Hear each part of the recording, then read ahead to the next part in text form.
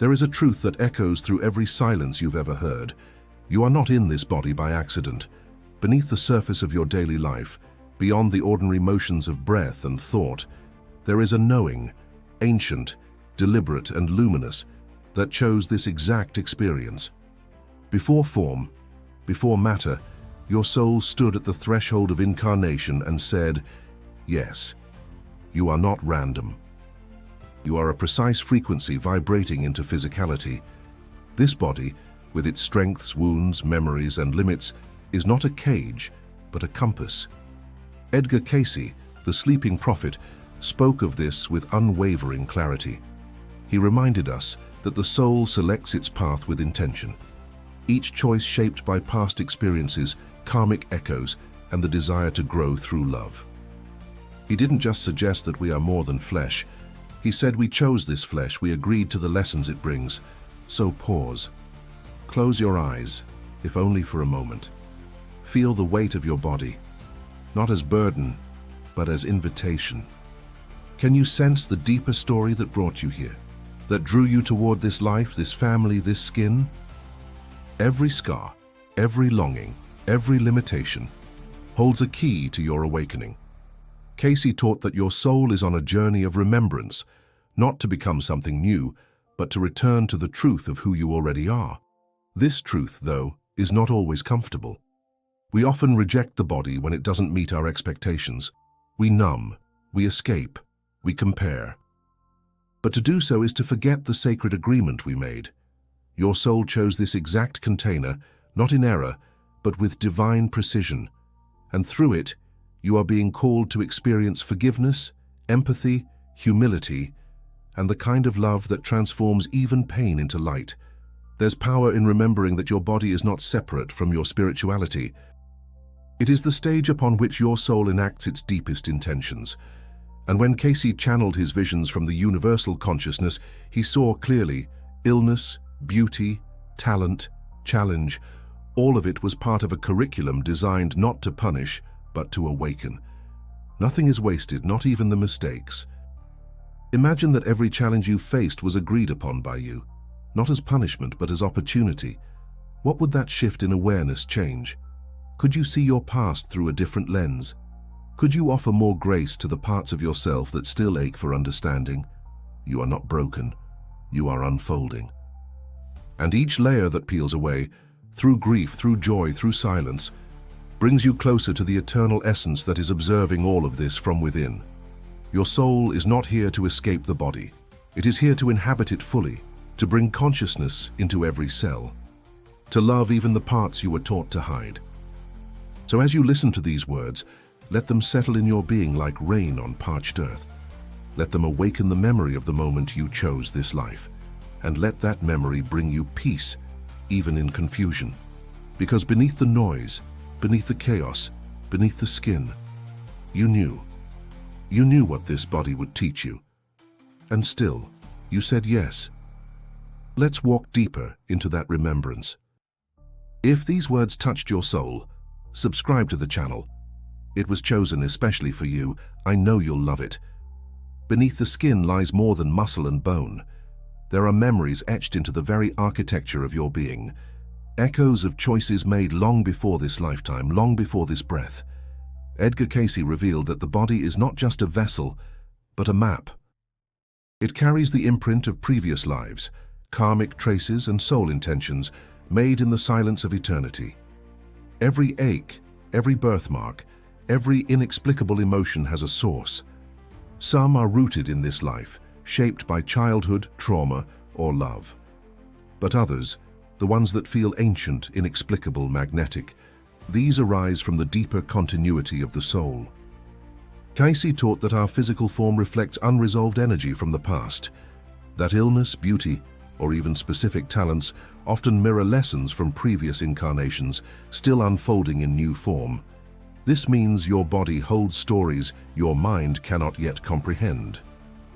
The way your shoulders tighten under stress, the strange familiarity of certain places or people, the intuitive fears that arise without cause, all of these are whispers from the soul's long journey through time. Nothing is random. And when we begin to honor the body not just as biology but as memory, we begin to heal from a place far deeper than thought. Pause and feel into your own form. What does your body remember that you have forgotten? Are there patterns that repeat, relationships that circle back with eerie familiarity, emotions that rise like tides beyond logic? These are not accidents. According to Cayce, these are messages from your deeper self, trying not to harm but to bring into the light what still longs to be seen. Healing, then, is not just about fixing symptoms. It is about listening. It is about asking your body, what are you trying to show me? Because beneath every discomfort lies a forgotten truth. Beneath every pain is a path to liberation. The body is not working against you. It is working with you, inviting your awareness inward, where true change begins. Cayce often emphasized the unity of mind, body, and spirit. He saw that imbalance in one affects the others. He also saw that when the soul carries unresolved guilt, regret, or longing from other lives, the body often manifests those vibrations until they are finally met with compassion. Not analyzed, not judged, but felt. And this is the sacred work of embodiment, to feel deeply, to listen with the whole self. To treat the body as a sacred partner in evolution rather than a problem to be solved. When we do this, something profound shifts. The body softens, the mind quiets, and the soul, no longer exiled to abstract realms, begins to speak through sensation, breath, and presence. The ancient wounds you carry are not meant to define you. They are meant to awaken you. And in this awareness, even your suffering becomes a doorway to the soul's return. When Cayce entered his trance states, he accessed this plane of memory, where lifetimes blend and meaning emerges from mystery. He spoke not only to the symptoms people carried, but to the origins buried in time. You too can access that memory, not through force, but through stillness. Not by seeking more answers, but by softening into what already lives in you. Your body holds the code, and when you honor it, the past begins to release its hold. What once felt heavy becomes light. What once seemed random begins to make sense. In this way, healing becomes remembering, and the flesh, far from being your limit, becomes your guide. Every soul before birth crafts a curriculum, not one of academic lessons or worldly achievements, but of experience. Edgar Cayce described this as the soul's blueprint, a sacred design written not in ink, but in intention. And that blueprint, though flexible, carries the essence of what your spirit came here to embody, resolve, and awaken. Imagine this. Before entering this life, your soul surveyed the vast potential timelines. It felt into what would challenge you, what would heal you, what would bring your gifts to light. And it did not seek comfort, it sought growth. You chose not the easiest path, but the one that would stretch your consciousness, deepen your compassion, and awaken your memory of the divine within. This is why certain themes keep repeating in your life, why certain people reappear, why certain emotions rise again and again. It is not punishment, it is curriculum. The soul does not measure success in the way the world does, with status, wealth, or recognition. The soul measures depth, presence, surrender. And every event in your life, whether joyful or sorrowful, serves the purpose of bringing you deeper into that knowing. Cayce taught that the body and life circumstances are chosen to create the precise conditions for this evolution. Your environment, your family, your cultural surroundings, all of them were selected with sacred intention. Yes, even the parts that feel unbearable. Especially those, because within those struggles are the keys to transformation if you are willing to look beneath the surface. This doesn't mean we must passively accept suffering. It means we are invited to engage with it consciously, to ask, what is this trying to teach me? What part of me is being refined by this? Cayce reminded us that nothing in life is wasted. Every encounter, every delay, every heartbreak is rich with meaning when seen from the soul's perspective. So how do we align with this curriculum? We begin by listening, by moving from resistance into inquiry. We stop asking, why is this happening to me? And begin asking, what is this awakening within me? The moment you shift that question, you step into your power. You begin to remember that you are not the victim of your story. You are its conscious co-creator. This doesn't negate pain, but it transforms it.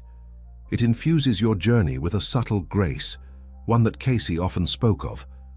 A grace that comes when we recognize our lives as part of a much larger tapestry, one thread among many, woven with care by the hands of the infinite. And the beautiful truth is this: the curriculum isn't just about learning, it's also about unlearning, about shedding the illusions that have clouded your light, about remembering that you are already whole and that your experiences are not making you worthy. They are simply helping you remember the worth that was never lost. As you walk through your life, know this: you are in a classroom created by your own soul. You are both the student and the architect, and every test, every chapter, every silence is perfectly placed. So trust what you're living, even when it doesn't make sense, especially when it doesn't make sense, because the soul often hides its greatest teachings in the moments we least expect. Everything is vibration.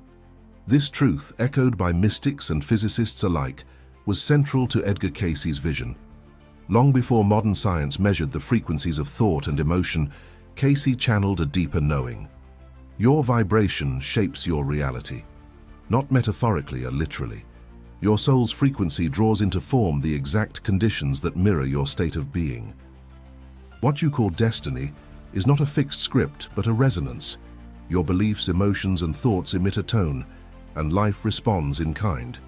This is why your soul chose not only this body, but also this energetic signature, a vibration refined over lifetimes, sculpted by choices, memories, and intentions. It is through vibration that your curriculum unfolds, not imposed from outside, but summoned from within. Look around your life now, not with judgment, but with presence. What does your current experience reveal about your vibration? Are there patterns of fear or scarcity?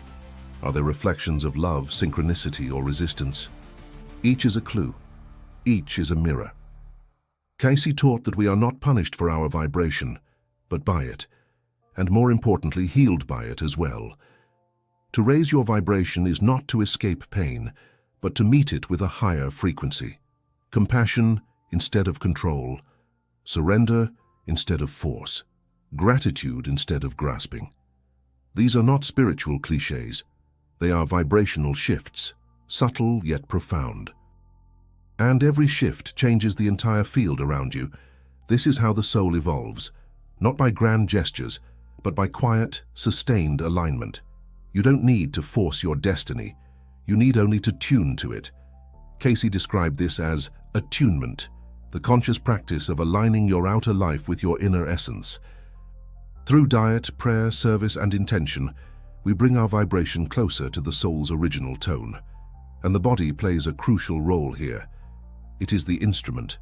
Your job is to keep it in tune. Your emotions are the strings, your thoughts the breath, your choices the rhythm.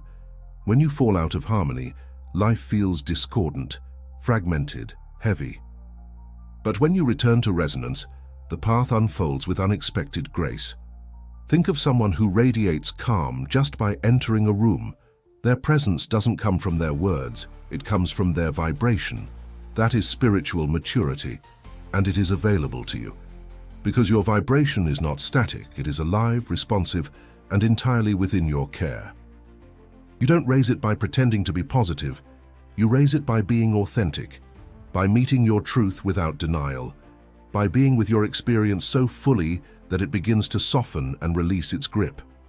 Cayce reminded us that even thoughts have substance, that holding fear or resentment can affect the liver, the heart, the blood, not as metaphor, but as biology. And likewise, thoughts of peace and unity can heal, not just the mind, but the body itself. This is not mysticism, it is coherence, it is frequency. And your soul knew this when it chose this incarnation. It chose to feel the weight of density and the joy of transmutation. So don't underestimate your power. You are not waiting for your life to change. Your life is waiting for you to change. Not your personality, but your tone, your essence, your way of being. When you shift your vibration, your destiny reconfigures itself in response. Not by chance, but by law. This is not magic. This is alignment. And it begins in the still, quiet center of your own awareness. There is a place within you that has never forgotten. A silent, luminous point of awareness that existed before your first breath and will remain long after your last. Edgar Cayce called it the superconscious, the divine mind of the soul, ever connected to source. And while the world may blur this memory, it cannot erase it. Beneath all stories the soul remembers. Remembering is not an intellectual act, it is a surrender. A softening into the inner current that has guided you all along. And this remembrance is not just spiritual, it is deeply practical. It changes how you move, how you speak, how you forgive. Because when you recall the magnitude of who you are, you stop trying to be anyone else. You begin to live from essence, not reaction. The soul chose this body not just to experience form, but to remember its formless origin through form. To walk the paradox, human and infinite, temporary and eternal. Cayce saw the body not as a trap, but as a sacred bridge, the meeting point between spirit and matter. And you now are standing on that bridge. When you slow down, breathe deeply and become fully present, you stand at the threshold of soul awareness. And here, everything begins to shift. You stop searching outside for answers, and instead, listen within. The guidance comes not as loud commands, but as subtle nudges, inner knowings, and sudden peace. This is the voice of the soul, patient, clear, and unafraid. In this space, the past no longer defines you. The future no longer pulls you.